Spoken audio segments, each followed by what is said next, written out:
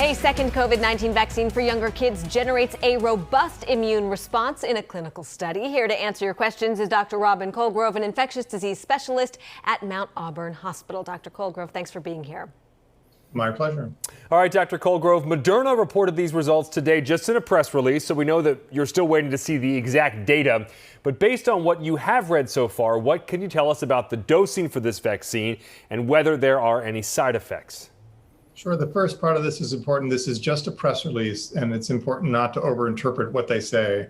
But the dosing is usually established in the phase 1 part of trials, where there's an escalation of doses to try to find a dose that is safe but efficacious. And that's where we are now. This is the dose that was the best balance, the sweet spot, as it were, between safety and efficacy.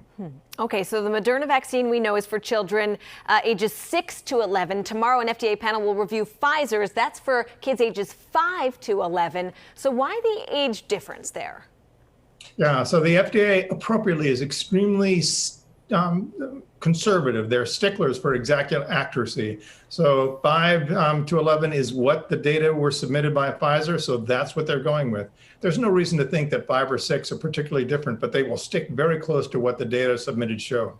All right, we know based on studies in adults that Moderna's vaccine has performed the best against the Delta variant. So given that, do you see any reason why parents might want to wait for Moderna's vaccine for their kids?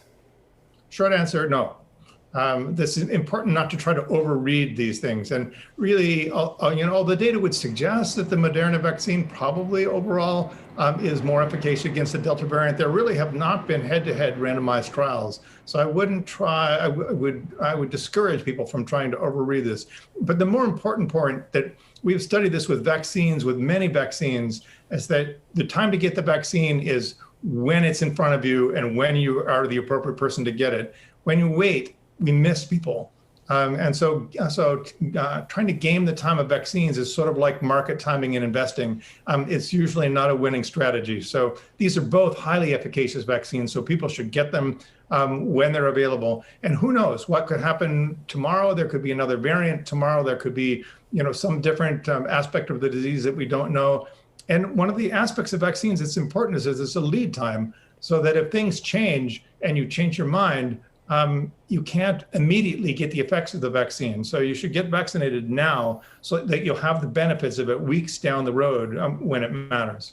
Understood. Okay, so there's lots of information kind of floating around, especially the internet, some misinformation. Something that keeps coming up. Is there any evidence that these COVID vaccines could affect fertility later in life for either boys or girls? Short answer, no. And it's important to have a short, clear answer to this. So I'm an infectious disease doctor, and I don't want to get out of my lane here, but there is an information, misinformation, disinformation part of this, and people should know that it's not just that there's wrong information. There's actually harmful disinformation being circulated on this topic by people trying to do harm. So there is no biological reason to think that there should be any effects on fertility. And no more than any other medicine that you might have. So I think it's important for people to not pay attention to these kind of random rumors and stick close to the data that are coming out from the FDA and the CDC. All right, Dr. Robin Colgrove, an infectious disease expert at Mount Auburn Hospital. Thanks for your time. Always a pleasure.